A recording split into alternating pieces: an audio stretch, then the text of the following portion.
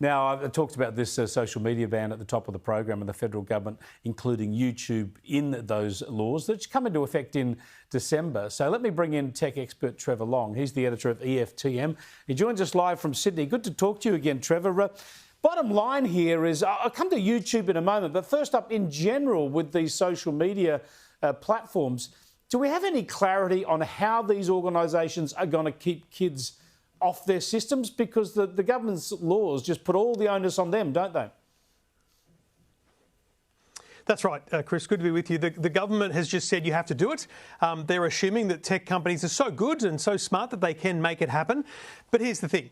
They're relying on age assurance trials, which is essentially using face identification and things like that to determine someone's age. And the companies behind those trials say it works, it's great. But actually, their margin of error is up to 18 months, which means that a 16-and-a-half-year-old could be detected as a 15-year-old, and a 14-year-old could be detected as a 16-year-old. So how on earth they are going to determine who's 16 and who's 15, I don't know. How a 16-year-old on their birthday is going to get social media because that's what they're going to want, I don't know.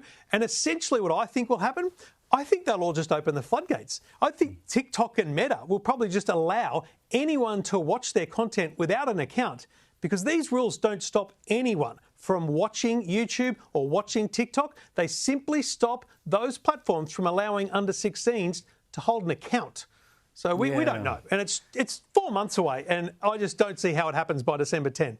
Yeah, I think there's going to be chaos, and there'll be eyes on it from around the world to see how that chaos unfolds. And because there'll be older kids or even parents who might use their face identification to help kids open up accounts and all the rest of it.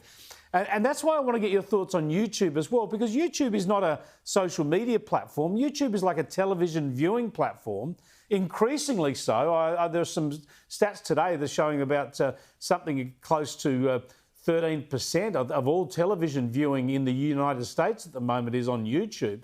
And of course, kids use YouTube to watch documentaries and to find interviews or clips for school projects. And surely we can't keep kids off of it. Well, that's the problem. We're not asking kids to be off it. We're just saying you can't have an account, Chris. It's a very strange policy when you think that, look, I admit, I don't think we should have this legislation at all. I don't think it's going to achieve the things that are set out to be achieved.